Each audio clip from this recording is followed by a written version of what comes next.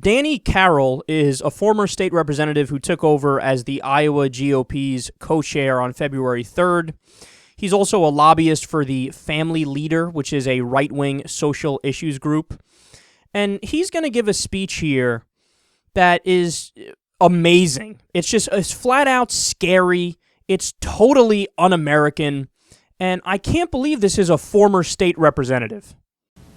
We're not going to sit by and see prayer taken out of schools, only to read 46 years later that a school in Iowa will have 25% of the junior class either having attempted suicide or planned their suicide, and pretend that it's just a continuum in the progress of the society.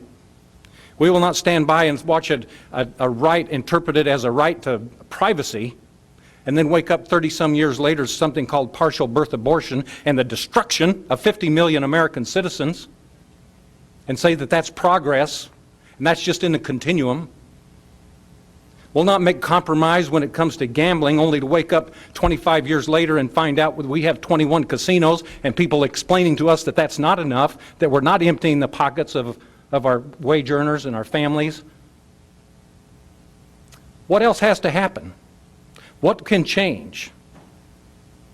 We can change it today with events just such as this, where we support men and women who are willing to run for public office and will stand up and unashamedly, without apology, assure us that they will be guided by absolute and timeless Christian morals that comes from a regular reading of God's Word. Yeah, well, I hate to break the news to you, but you are un-American. That is exactly what the Founding Fathers did not want. How many times does the Constitution reference Jesus? 0. How many times does the Constitution reference God? 0. How many times does the Constitution reference the Bible? 0. How many times does the Constitution reference the Almighty? 0. How about any other religious words? 0. In fact, the only time it even mentions the word religion is when it says, "You shall not establish one." We have freedom of religion.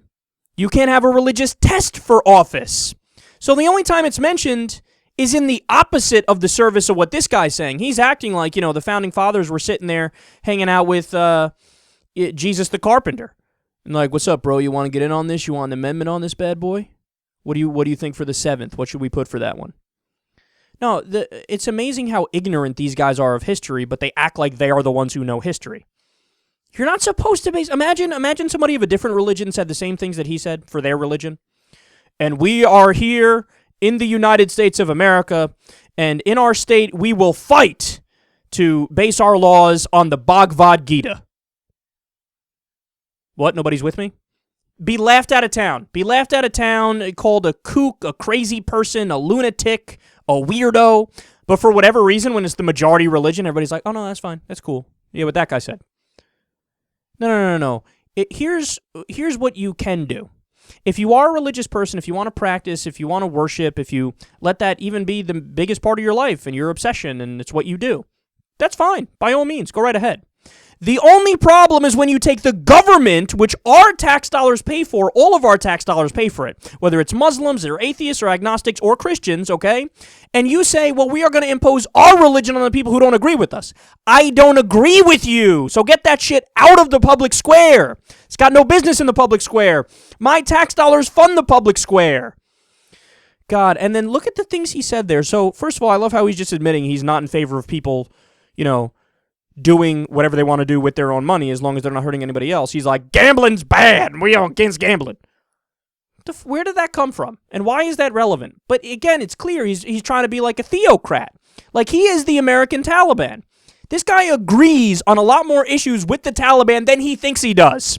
Just take out the word Allah, put in the word God, and it means the same thing. So you're not even changing anything. And they agree on everything.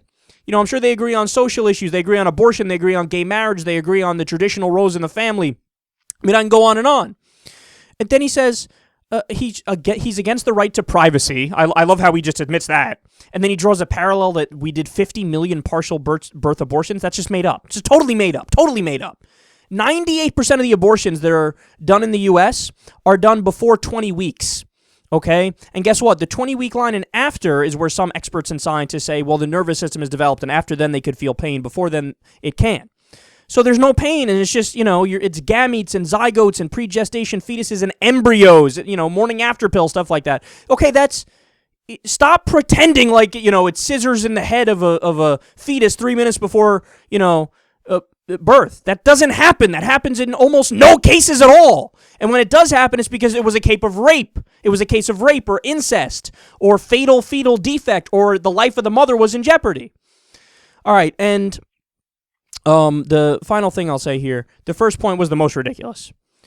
We took prayer out of school, and then 25 years later, suicide is up.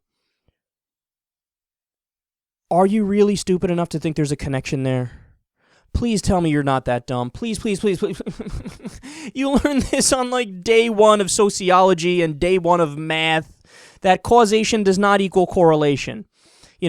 We also have a massive increase in the number of Hot Pockets that are eaten from 25 years ago until today.